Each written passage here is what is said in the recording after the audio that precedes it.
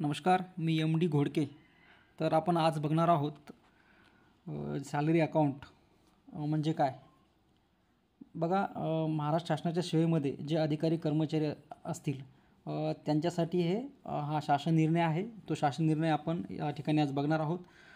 तर सॅलरी अकाउंटचे कोणते कुठले फायदे असतात, ठीक आहे. SGSP म्हणजे स्टेट गव्हर्नमेंट सॅलरी पॅकेज.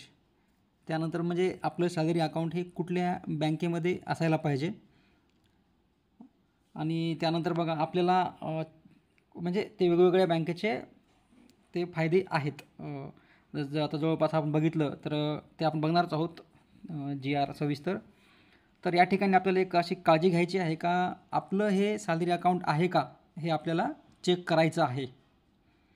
ते आपण कसं चेक करायचं हे पण आपण पुढे बघणार आहोत. तर व्हिडिओ अतिशय महत्त्वाचा होणार आहे. त्या ठिकाणी आपण शेवटपर्यंत व्हिडिओ बघा, ठीक आहे. तर आता आपण शासन निर्णय बघूयात.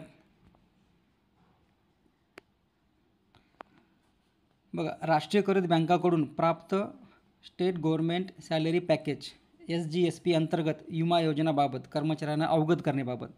आता बऱ्याच कर्मचाऱ्यांना याबाबत माहिती नसते का आपलं म्हणजे कुठल्या बँकेत खातं असायला पाहिजे, बँका आपल्याला काय काय सोयीसुविधा देतात, ठीक आहे. तर या ठिकाणी या शासन निर्णयाद्वारे सर्व कर्मचाऱ्यांना आवाहन केलं आहे, अवगत केलेलं आहे. बघा, 8 ऑक्टोबर 2020चा हा शासन निर्णय आहे. आता शासन परिपत्रक त्यामध्ये बघा, शासकीय निमशासकीय अधिकारी कर्मचारी यांच्या वेतन बँक खात्याशी संलग्न अपघात विमा विषयक योजना विविध बँकांकडून राबविण्यात येत आहेत. सदर योजनासंदर्भातील माहिती संदर्भातील पत्रान्वये सर्व प्रशासकीय विभागांना अवगत करण्यात आलेली आहे, ठीक आहे. असं हा प्रस्तावना आहे याची.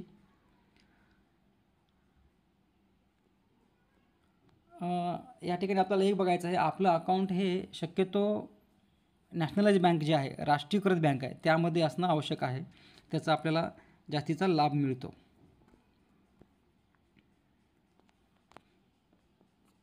ठीक आहे. सुरुवातीपासून बघूयात आपण. शासकीय अधिकारी कर्मचारी यांचे वेतन खाते कोणत्या बँकेत असावे याबाबत शासन कोणतेही निर्देश देऊ शकत नाही. आता म्हणजे आपल्याकडे जेवढ्या काही राष्ट्रीयकृत बँका आहेत त्यामध्ये कुठल्याही तुम्ही काढू शकता, काही हरकत नाही. सर्व बँकांना हा आपला काय शासन परिपत्रक शासन निर्णय लागू आहे, ठीक आहे. तथापि वेतन खात्याशी संलग्न असणाऱ्या अपघात विमाविषयक विविध योजना या अधिकारी कर्मचाऱ्यांना त्यांच्या वैयक्तिक फायद्याच्या आहेत. त्याकरिता बँकाकडून कोणतेही वेगळे शुल्क आकारले जात नाही, हे महत्त्वाचं आहे.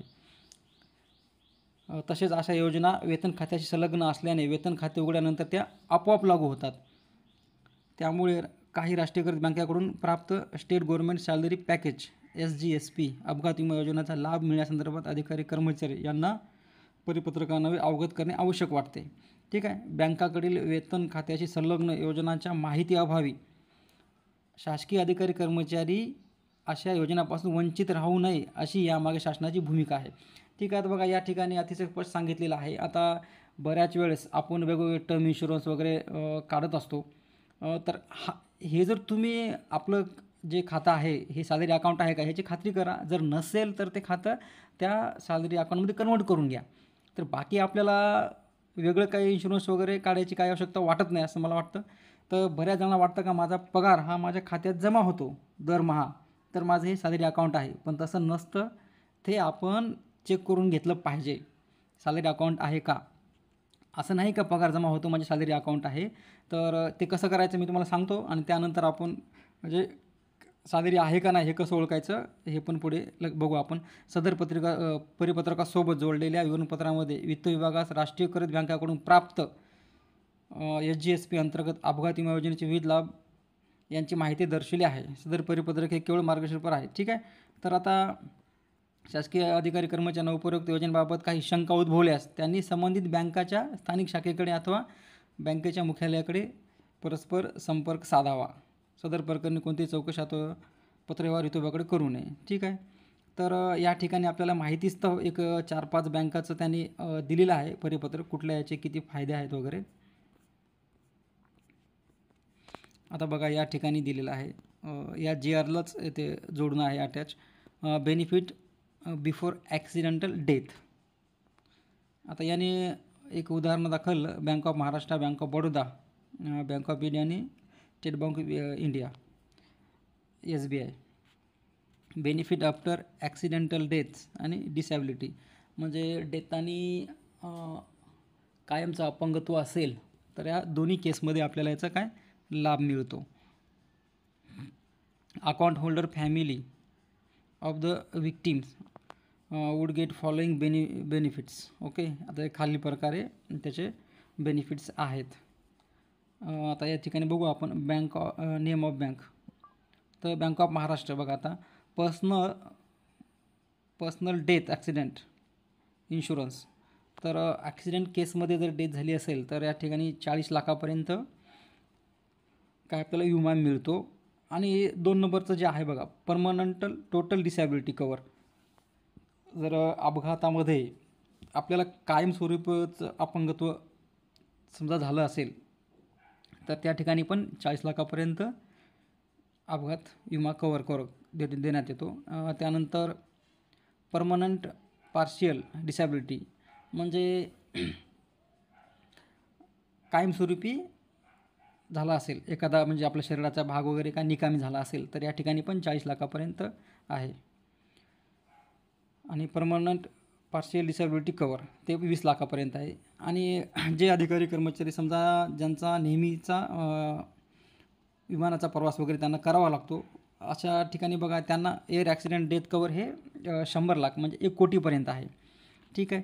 त्यानंतर ह्या पुढील सुविधा दिलेल्या आहेत वेगवेगळ्याच्या, म्हणजे कॅश विड्रॉवल आहे 50,000पर्यंत. त्यानंतर POS 2 लाखापर्यंत आहे. आणि ॲन्युअल जे चार्जेस असतात आपले ATM वगैरे, आता बाकीच्या सेविंग अकाउंटला, नॉर्मल सेविंग अकाउंटला हे जवळपास 5 ते 6 मंथली फ्री असतात. पण या ठिकाणी आपलं सॅलरी अकाउंट जर असेल तर आपल्याला पूर्णपणे नील आहे, अनलिमिटेड आहे. आणि रुपे कार्ड इन्शुरन्स हे 2 लाखापर्यंत आहे.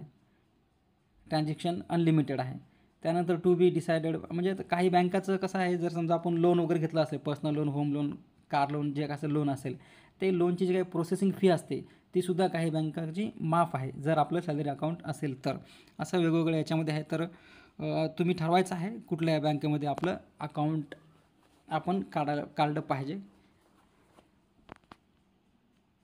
ठीक आहे. तर आता सॅलरी अकाउंट आहे का नाही हे कसं चेक करायचं हे आपण बघूयात. हे बघा, हे माझं स्वतःचंच पासबुक आहे. माझं सॅलरी अकाउंट हे बँक ऑफ महाराष्ट्रामध्ये आहे. तर या ठिकाणी आपण सर्वप्रथम बँकेत जाऊन पासबुक प्रिंट मारा, नवीन पासबुक घ्या. त्यामध्ये येतं बघा account type SB Mahabank salary saving account. ठीक आहे. मी पूर्वी म्हणल्याप्रमाणे बऱ्याच जणांना वाटतं का माझं सॅलरी अकाउंट हे म्हणजे सॅलरी जमा होते महिन्याला, म्हणजे असं अकाउंटमध्ये होते तर सॅलरी अकाउंट असेल, तर तसं नसतं. तर समजा तुमचं सॅलरी अकाउंट नसेल तर तुम्ही आपलं ऑफिस ID कार्ड असेल आणि हा शासन निर्णय आणि एक ऑफिसचं पत्र घ्यायचं, ऑफिसच्या रिलेटेड एक पत्र घ्यायचं. त्यानंतर जे काय आपले बँक मॅनेजर आहेत त्यांच्या नावाने पत्र तयार करायचं आणि आपलं सॅलरी अकाउंटमध्ये रूपांतर करून घ्यायचं. हा खूप फायद्याचा आहे. बरेच म्हणजे आपण बऱ्याच वेळेस काय म्हणजे दुर्लक्ष करतो आणि ते आपलं तर तसं राहून जातं. तर तसं न करता आपण सर्वांनी काय सॅलरी अकाउंटमध्ये कन्वर्ट करून घेणं आवश्यक आहे. ठीक आहे. धन्यवाद.